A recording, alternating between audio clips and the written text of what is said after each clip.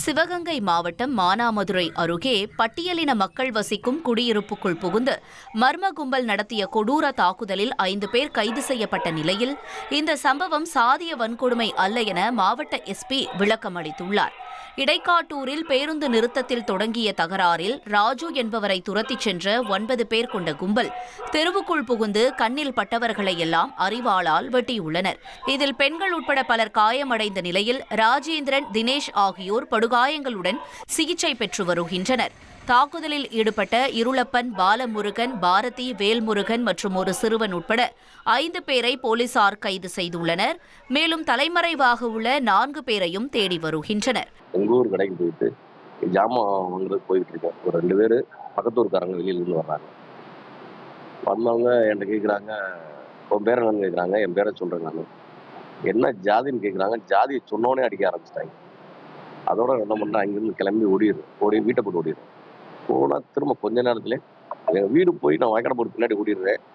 ஒரு 2 பைக்கில் 4 பேர் வந்துடுறாங்க. வந்து என் வீடு வாசலாம் மிதிச்சு உடச்சி, அதோட என் வீட்டுக்காரமாவையும் என் மகனையும் தரக்குறவா பேசி கெட்டவத்தையார பேசி என்னை இன்னைக்கு நைட்டுக்குள்ளே கொண்டுருவோம் அப்படின்னு சொல்லிட்டு போயிடுறாங்க. திரும்ப ஒவ்வொரு சவுண்டு கேட்டுச்சு. என்னன்னு பார்த்தா 9 பேத்துக்கு மேலே வந்துட்டாங்க.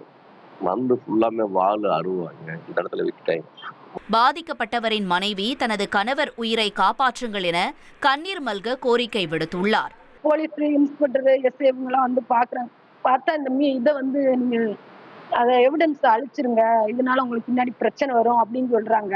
நாங்க வந்து இந்த எவிடன்ஸ் இருக்க கண்டுதான் நாங்க இந்த அளவுக்கு உங்கள்ட்ட வந்து ஒரு நாளைக்கு வந்து உங்கள்ட்ட வந்து கேட்கும்போது என்னம்மா எவிடன்ஸ்ன்னு கேட்கறாங்க. அவங்களே இந்த எவிடன்ஸை காமிச்சா இது அலைங்க பிரச்சனை வரும்ன்றாங்க.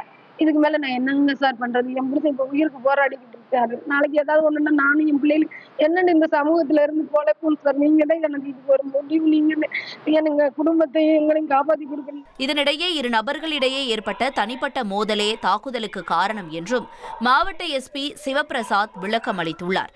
பாண்டியராஜ் மற்றும் மகேஷ் ஆகியோருக்கு இடையேயான தகராறை விலக்கிவிட்ட ராசு என்பவர் ஆத்திரமடைந்த கும்பலால் தாக்கப்பட்டதாகவும் எஸ்பி தெரிவித்தார். இது 2 பேருக்குள்ள நடந்த வாக்குவாதம் நடந்த இந்த வழக்கு நடந்த மோட்டிவ்.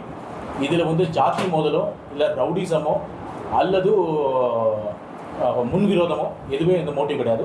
இது ஒரு வாக்குவாதம் நடந்த பிரச்சனை.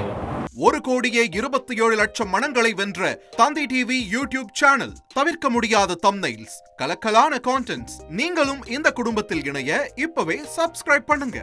அசுரபலம் கொண்ட எங்கள் டிஜிட்டல் கரங்களில் உங்கள் விளம்பரங்களை சேர்க்க வாட்ஸ்அப் பண்ணுங்க. 8939888838.